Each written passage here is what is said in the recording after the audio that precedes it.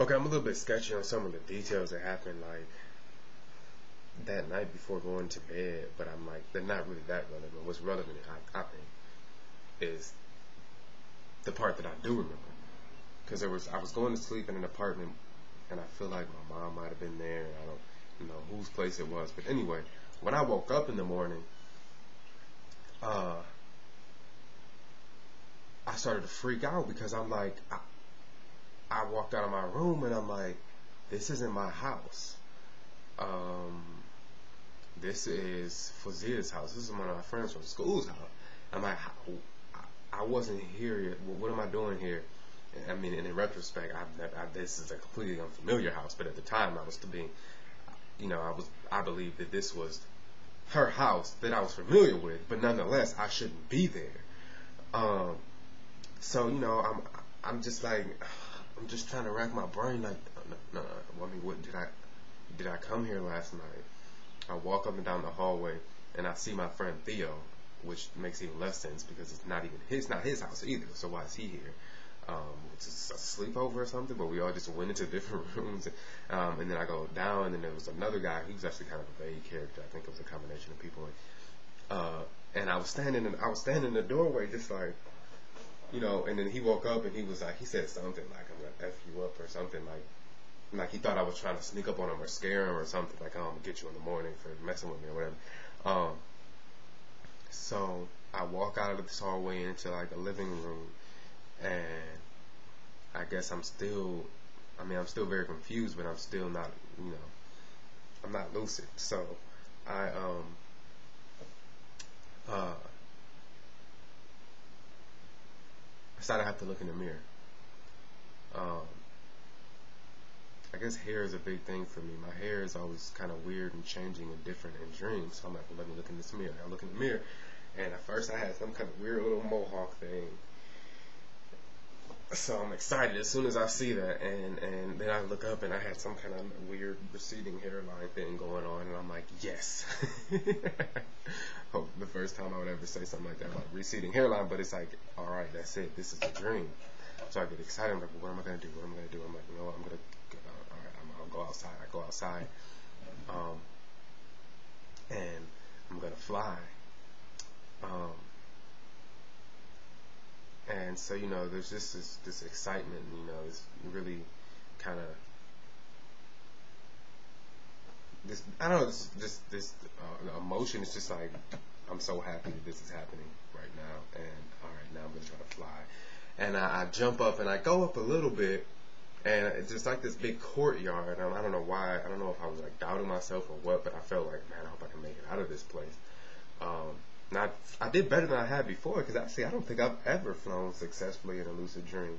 So I mean, I did better than before, but I still didn't make it up and out like I wanted to. But it was still nice to see. It's like the sky was so bright, like these bright green like trees just outside of the courtyard. And the sky was really bright blue.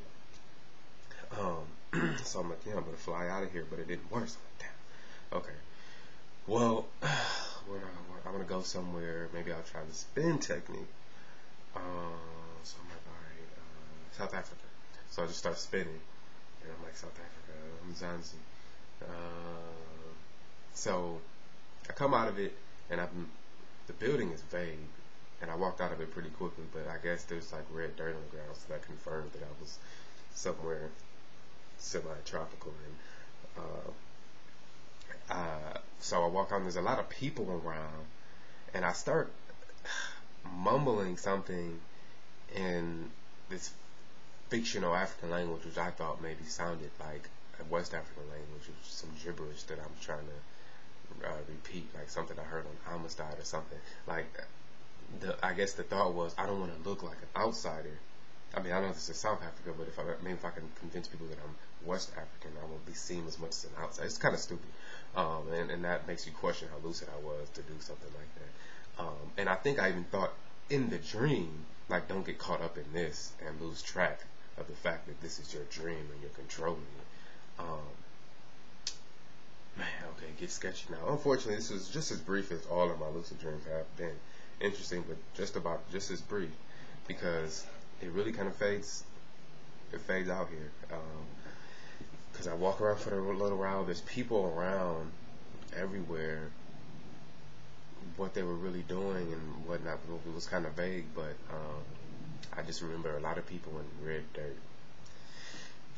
But yeah, I mean, it fades out from there. Something might come back to me later, but I mean, it was an interesting night because after this happened, and this wasn't even really night. This was like 10 in the morning.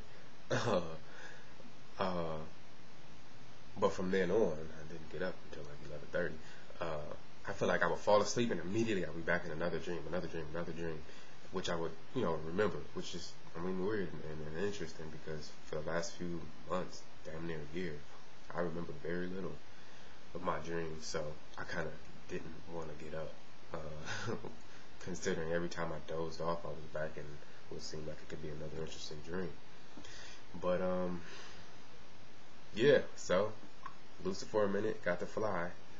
Maybe need to be a little more confident in my flying skills and not so afraid that my dream is going to collapse. But it was actually not bad because it didn't collapse the way some of my recent ones have.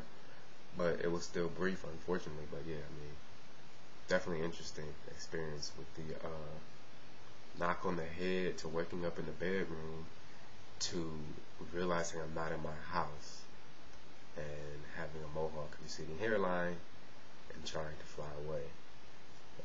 Very interesting. Hope there's a lot more to come. And I don't know if anybody watches this stuff, but hope it's interesting. I do this really more so for my recall. This is just a video dream journal too. So, but anyway, peace.